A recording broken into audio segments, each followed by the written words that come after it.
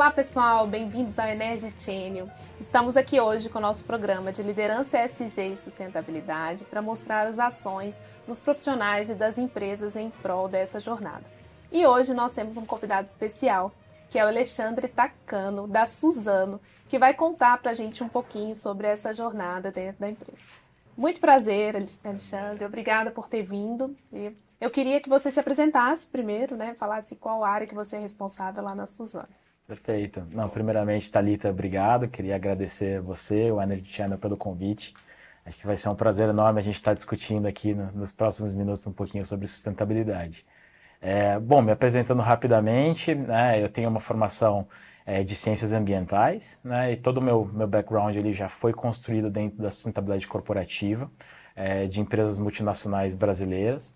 Tive uma passagem por relacionamento com investidores e tive uma passagem por análise de crédito. Então, né, acabei dando um passeio um pouco nos dois mundos, tanto no mercado de sustentabilidade quanto no mercado financeiro, e o que traz um pouquinho porque eu trabalho hoje dentro da Suzano, eu sou coordenador de sustentabilidade com foco em finanças sustentáveis, que justamente tem esse objetivo de fazer a integração da sustentabilidade nas tomadas de decisão e nos processos financeiros da companhia. Que bom, seja bem-vindo. O tema de finanças sustentáveis por muito tempo, né? Quando começou o boom do ESG, era um tabu, porque nós tínhamos aí os economistas que sabiam falar muito bem da área financeira, os ambientalistas que traziam as questões socioambientais e não materiais e governança, mas um profissional que liga, né, uma questão com a outra. Então a gente precisa tanto, né, para os títulos verdes, a gente precisa muito aí para a questão da governança também, né, da economia em si, né, para gerar aí as ações com sustentabilidade,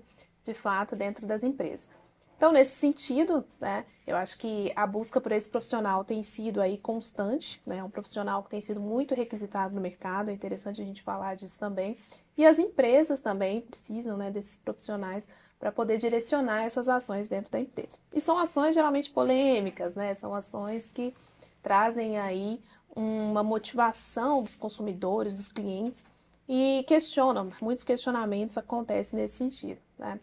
E nesse sentido, então, eu queria que você contasse para a gente quais são as principais ações dentro desses pilares ESG que a Suzano tem feito e como que eles têm sido implementados na prática mesmo. Perfeito.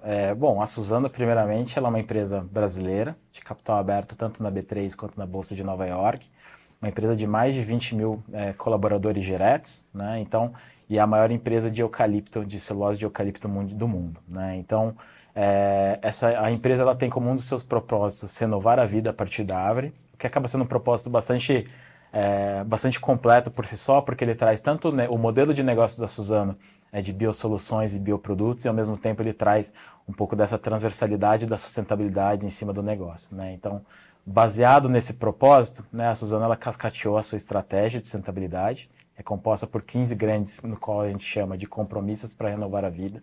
Né? Esses compromissos eles foram desenhados em cima da materialidade da companhia, né, sobre aspectos ambientais e sociais. Né? Então, quando a gente fala numa visão ambiental, naturalmente você tem temáticas de mudanças climáticas, de gestão de água, tanto numa visão industrial quanto numa visão florestal, resíduos, geração de energia renovável, biodiversidade. E quando a gente fala, né, das questões sociais, nós temos metas de diversidade, equidade e inclusão, né, pobreza e educação.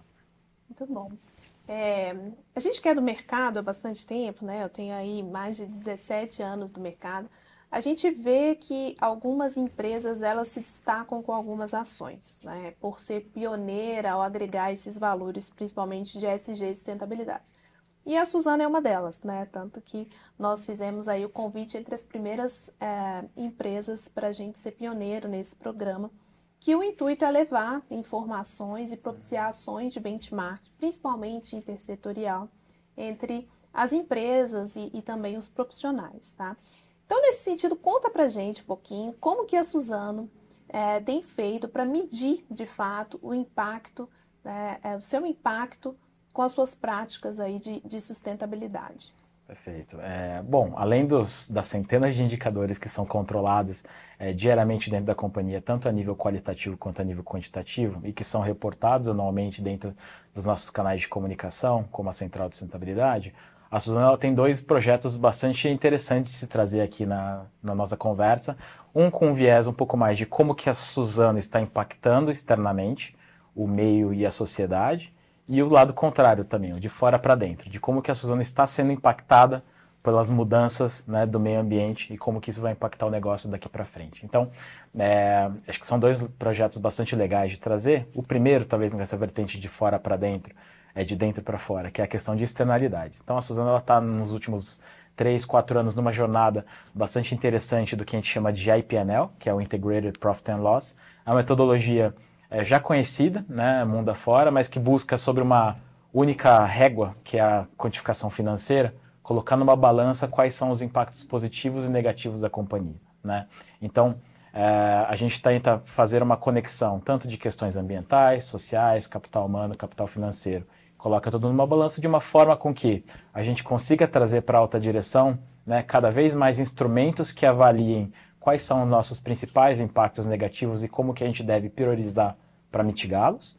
E do lado contrário, da mesma forma, como que a gente identifica as nossas potencialidades, né, e prioriza para você, né, cada vez mais alavancá-las. Né? Quando a gente vai para uma visão de impacto, de como que o impacto do meio ambiente vai trazer, né, e vai trazer uma relevância para a Suzano, a gente tem trabalhado muito com o TCFD e o TNFD, que são siglas que já são bastante conhecidas no setor, né, mas basicamente buscam trazer uma visão de identificação dos riscos, né, a quantificação deles e a governança deles, né, de riscos climáticos, ou seja, né, num cenário de aquecimento, nos mais diversos possíveis cenários de aquecimento, como que isso vai afetar a Suzano, né, e também o TNFD através de um viés de natureza. Né? Então é bastante legal que a gente tem trabalhado sobre essas duas vertentes, fora para dentro e dentro para fora. Muito legal, Alexandre. E para quem não é tanto assim da área, né, de finanças sustentáveis, você consegue explicar um pouquinho dessa metodologia que tem sido aí grande diferencial da Suzano para contabilizar os impactos positivos e negativos? Claro, de forma breve. Assim. Claro, a gente consegue sim. Eu acho que trazendo um ou dois exemplos para não ficar muito aprofundado, mas, por exemplo, né, as emissões atmosféricas, como material particulado, né, óxidos nitrosos, óxidos de enxofre, todos isso eles têm uma regulação naturalmente por trás, uma regulação ambiental em todas as regiões que a gente atua, né? Porém existe um impacto, né, mínimo, né, nem que seja um mínimo, ele acontece dentro da sociedade. Né? Então, como que uma concentração específica de uma emissão pode afetar, por exemplo, a saúde humana das comunidades do entorno? De um lado positivo, como que uma geração de impostos, como que um desenvolvimento local da comunidade no qual a gente está inserido pode trazer um alívio para uma visão do desenvolvimento social, tanto a nível de educação quanto a nível econômico. Tudo isso é colocado sobre uma mesma régua financeira para se trazer um equilíbrio e uma comparabilidade. Muito legal. Como se fosse uma análise de ciclo de vida, mas não com emissões com impactos diversos, de né? Tanto positivo assim. quanto negativo. Uma brincadeiras ESG, né? Mas então, né, dentro dessa jornada ainda, quais os desafios, né, que vocês têm enfrentado na implementação dessas soluções? Não, assim, os desafios são vários, né? Acho que são metodologias de bastante vanguarda e que ainda estão em desenvolvimento, assim como toda a agenda ESG de modo geral.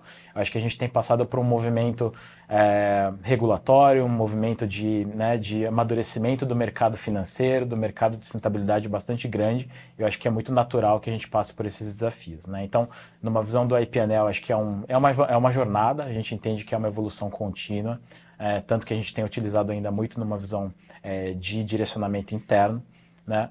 E quando a gente fala numa visão de desafios como um todo, acho que é muito natural que a gente acabe pensando numa visão de cenários de mudanças climáticas. Né? Então, as mudanças climáticas ele é um desafio da sociedade, para a Suzano não é diferente, porém a Suzano ela tem uma especificidade de poder trabalhar nas duas pontas da corda, digamos assim, né? Numa visão de oportunidade e numa visão de riscos. Né? Então, numa visão de oportunidade, a Suzano entende bastante que é uma empresa que tem um potencial de ser uma alavanca e um ator de trazer opções, né, nessa mudança da sociedade para uma economia de baixo carbono através de oferecer produtos renováveis, né, e biosoluções, né? E naturalmente, de um lado de risco, assim como todas as outras empresas, a Suzano tem cada vez buscado se aprimorar na sua performance, né, na sua pegada ambiental, tanto numa visão fabril, florestal e logística. E uma especificidade da Suzano é a sua necessidade, né, de resiliência climática. Então a Suzano ela tem atualmente 1,6 milhões de hectares de áreas plantadas de eucalipto e 1,1 milhões de hectares destinados somente à conservação. Né? Então, pela magnitude, pela ordem de grandeza que eu trago aqui, já dá para trazer muito a noção do quanto isso é uma agenda importante para a Suzano e como a resiliência climática, como que, né, as condições climáticas afetam e podem afetar a companhia no curto, médio e longo prazo. Todos nós estamos sendo surpreendidos, né, pelas mudanças climáticas. Então, passamos por um momento de pandemia, né, depois enchentes, secas, acidentes acontecendo, né, e as empresas precisam, de fato, se preparar, né.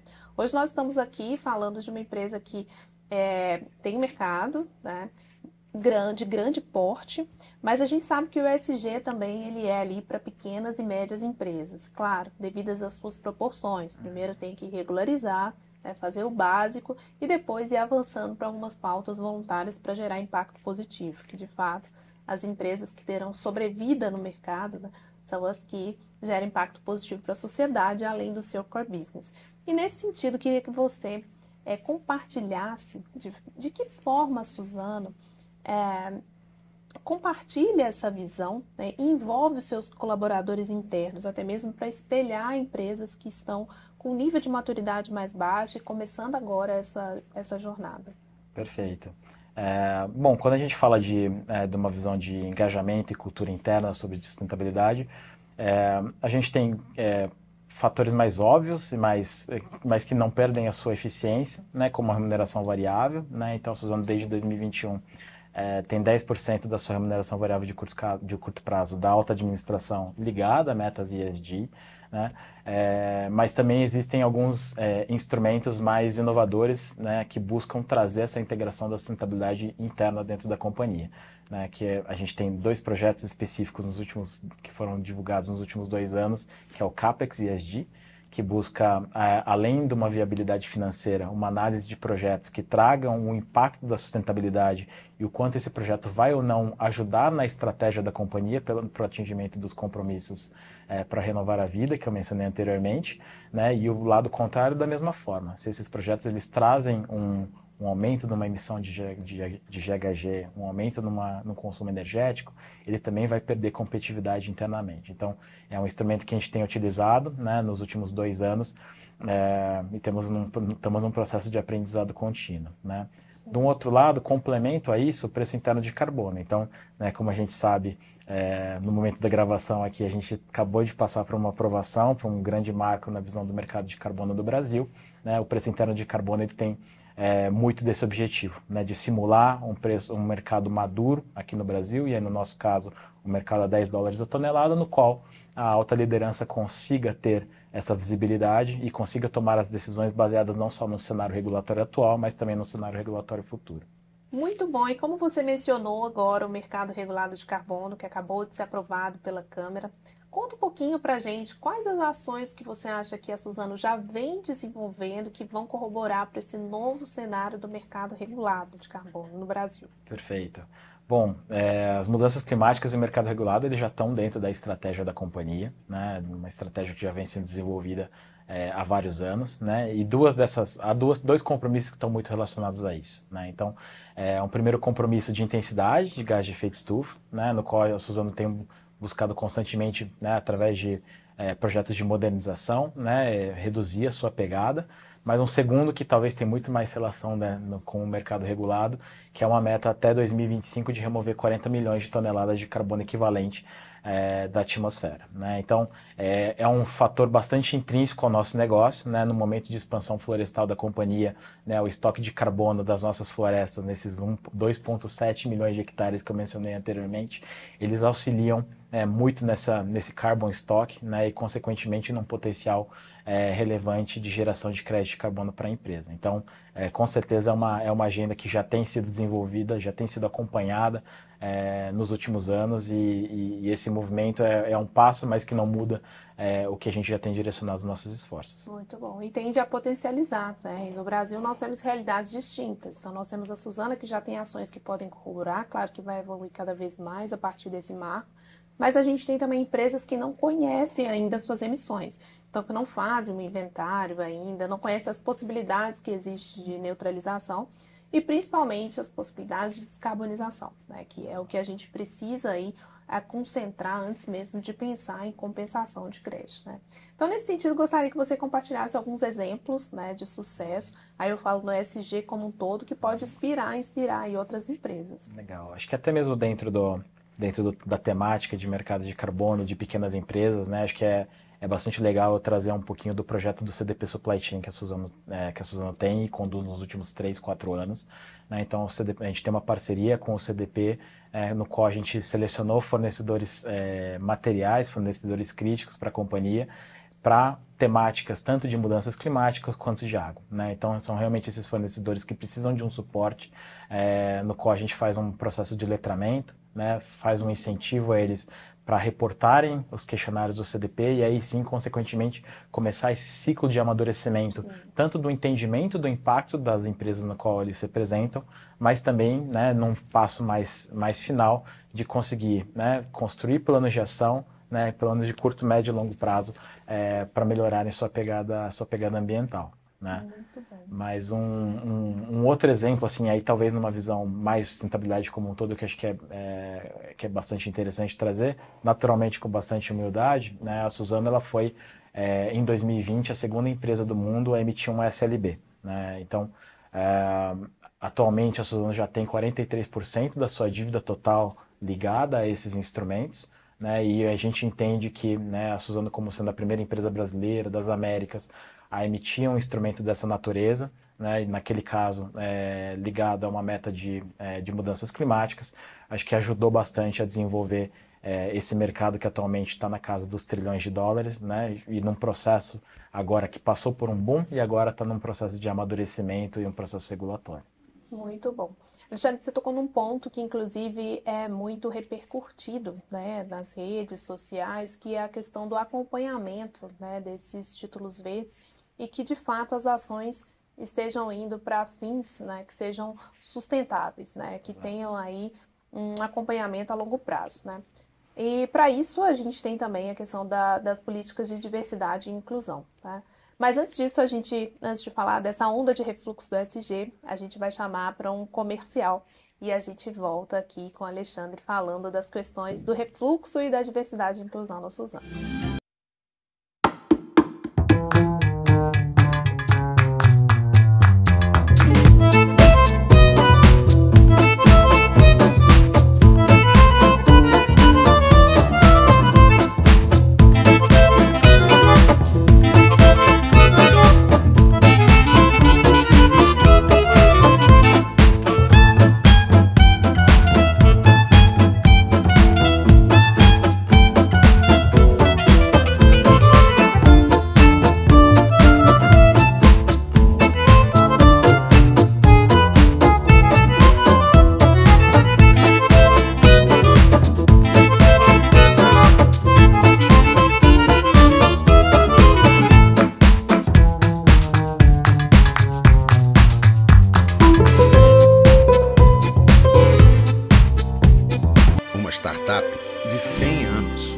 Voltando agora então do primeiro bloco, a gente vai conversar um pouquinho a respeito da política de diversidade e inclusão na Suzano. A gente sabe que está uma onda de refluxo ESG, algumas empresas abrindo mão dessa agenda. Queria entender um pouquinho como que a Suzano vem encarando esse tema dentro da companhia. Bom, o tema de diversidade, equidade e inclusão é um tema, né, que já está dentro da estratégia da companhia e se mantém dessa forma. Né, e há diversos ângulos de atuação sobre essa temática na companhia, no qual eu gostaria de apresentar algumas delas para vocês. Então, a primeira, acho que é uma visão mais institucional, numa visão das metas e dos compromissos de longo prazo da companhia. Né? A Suzano ela tem duas metas de diversidade, né, de aumentar a porcentagem de mulheres e pessoas negras dentro dos cargos de liderança. Também tem uma meta de acessibilidade a pessoas PCD e duas metas de ambiente inclusivo para LGBTQIA+, e também para PCDs, né? Mas numa visão, né, de projetos mais internos e um exemplo bastante legal é o Plural, né? O Plural ele é um grupo que começou de maneira bastante orgânica, né, bastante espontânea dentro da companhia, através de seus colaboradores lá em 2016. E é um grupo que tem como objetivo muito um espaço de acolhimento e um espaço de discussão para 6 grandes grupos de afinidade, né, que são um grupo geracional, um grupo de LGBTQIA+, né, PCDs, pessoas negras e de gênero. Né? Então, é uma iniciativa que eu gosto bastante de trazer, porque ele foi um projeto que ele começou muito a partir do movimento dos funcionários e hoje em dia é uma parte extremamente relevante da agência de diversidade, equidade e inclusão dentro da Suzano. Né? E quando a gente olha para fora, acho que não só a gente tem que olhar para dentro, mas também buscar um incentivo para fora e na nossa cadeia, a gente tem um projeto de compras inclusivas, né? Que é um projeto conduzido pela área de suprimentos, no qual a gente busca fomentar e priorizar contratações de empresas no qual são lideradas por mulheres. Né? Então é um primeiro passo, naturalmente é um projeto de expandir mais horizontes, no primeiro momento para mulheres, mas que também traz um pouquinho dessa leitura não só dos exercícios internos da companhia, mas também buscando incentivar a cadeia de valor. Muito bom. Iniciativas holísticas, né? E a gente frisa muito, assim, inclusive em minhas palestras, a questão do ODS 5, né? Que é mulheres na alta liderança, né? E não só da liderança. Bom, eu acho que a gente tem aí vivido também um momento muito importante, do qual a gente pode falar da responsabilidade, né? Não só social, mas também ambiental. Né? Hoje em dia as marcas são caixas de vidro, né? Então cada valor, cada processo está sendo ali muito exposto. Tá? E de que maneira, então, a Suzano ela lida com essa transparência, né, na própria prestação de contas nas práticas ESG? Perfeito. A Suzano ela tem diversos canais de comunicação, naturalmente alguns são mais direcionados para públicos específicos, né, e outros para públicos stakeholders múltiplos. Né? Então, quando a gente está falando numa visão de investidores, a gente tem, além dos relatórios trimestrais, anuais, né, formulários de diferença, que trazem todo um aspecto financeiro e de saúde da companhia, mas que também trazem os destaques de sustentabilidade, a gente também tem um canal de uma estratégia bastante ativa de ratings ESG. Né? Então a Suzano ela traz essa atuação bastante contínua com as principais agências, de forma que esses assessments, essas análises dessas agências, sejam as mais fiéis possíveis de acordo com a realidade da Suzano. Né? Quando a gente vai para um público stakeholder mais amplo, né, a Suzano ela tem o relatório de sustentabilidade, que segue todos os padrões de divulgação reconhecidos internacionalmente, auditados por terceira parte, mas talvez um grande destaque acaba sendo a central de sustentabilidade, que é um grande data hub público disponível para todo mundo, no qual anualmente a gente divulga e atualiza as informações que não necessariamente estão dentro do relatório. São mais de 450 indicadores que buscam trazer um pouco dessa completude e essa transparência que sustentabilidade precisa, tentando trazer um pouco desse movimento de transparência cada vez mais para frente. Um ponto muito importante, né, é a questão da transparência. E as empresas, de fato, falaram que elas fazem, né? Então, colocar metas ousadas, 150%, se você faz 20%, relate 20%. Importante tornar público, mas que seja a realidade, né? Muito melhor contar a própria história do que deixar que os ratings contem, né, por vocês. E é o que a gente está fazendo aqui, é o nosso objetivo, né? Então, por isso, você quer compartilhar alguns exemplos assim de parcerias e colaborações que têm fortalecido essa agenda dentro da Suzano? Perfeito. Acho que as parcerias elas são múltiplas e ela acaba sendo uma das grandes estratégias para a companhia no futuro. Né? Então, para o atingimento dessas metas que tem como prazo 2025 e 2030, a gente entende que essas colaborações elas são essenciais, né? Numa visão da própria estratégia, né? No que tange biodiversidade, no que tange pobreza e educação, que são metas da companhia. A gente entende que essas parcerias com órgãos públicos, com secretarias de educação, numa visão de biodiversidade, com parceiros para a construção de corredores ecológicos, para a conexão de fragmentos florestais, que é um pouco da nossa meta de biodiversidade, tudo isso envolve muita parceria e muito diálogo com pessoas terceiras. né? Quando a gente olha para a cadeia, né, eu mencionei anteriormente também a própria parceria com o CDP de Supply Chain, né? Então a gente tem buscado cada vez mais parceiros com suas expertises, né, que busquem cada vez mais nos ajudar nessa jornada de sustentabilidade. Muito bom. Nesse sentido, então, Alexandre, você queria deixar um recado, assim, nesse envolvimento da cadeia de valor? É importante também a gente entender, né, qual que é o papel do consumidor nas iniciativas dessa empresa. Seria algum recado para deixar, assim? Está acabando o nosso tempo, mas queria te deixar à vontade para passar esse recado e colaborar com alguma outra narrativa que você acha interessante. Não, perfeito. Assim, obrigado, primeiramente pela conversa. Acho que até então tem sido muito produtiva. Bom, eu acho que numa visão de recado para o consumidor, para o cliente, eu acho que é justamente que ele tem muito esse poder de direcionar, né, direcionar a sociedade, né? Então, a Suzano como uma empresa que tem essa possibilidade, esse potencial de disponibilizar produtos de origem renovável, né, e que sejam substitutos a produtos de origem fossil-based, né, está muito na mão do consumidor, está muito na mão do cliente ter essa definição. Obviamente tem uma visão que compare uma visão de preço, mas também que tenha uma visão que nas escolhas deles sejam baseadas em produtos sustentáveis, com certificações reconhecidas e com grandes práticas por trás que suportam aquele produto chegar na prateleira de maneira bastante sustentável, né? Então, eu vejo que a decisão de cada uma das pessoas ainda faz muita diferença, por mais que talvez a gente esteja num momento de descrenças, ainda existe uma importância e uma relevância muito grande na tomada de decisão de cada um. Muito bom, com certeza. Sempre tem o otimismo, está mudando, né, a visão dos consumidores. E da mesma forma, as empresas também têm essa oportunidade, né, de aprender com os erros, reforçar o que tem sido positivo e ajustar essa cultura para os valores ESG.